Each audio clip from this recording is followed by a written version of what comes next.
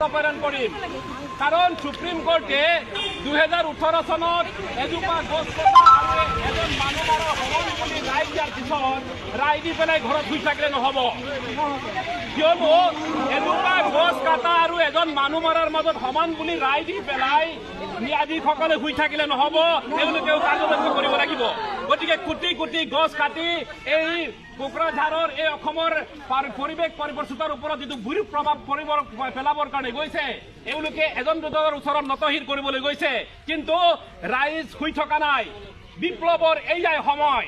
এই সময়ত যদি বিপ্লৱ নকৰো গৰম দিনে কি ঠাণ্ডা দিনত যদি কম্বল নিকিনো তেনেহ'লে গৰম দিনত কম্বল কিনি লাভ নাই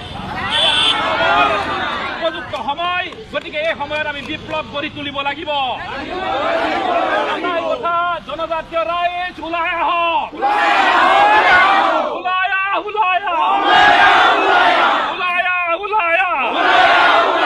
পুঁজিপতিৰ বিৰুদ্ধে ওলাই আহ পুঁজিপতিৰ বিৰুদ্ধে ওলাই আহ পুঁজিপতিৰ বিৰুদ্ধে ওলাই আহ নচলিব নচলিব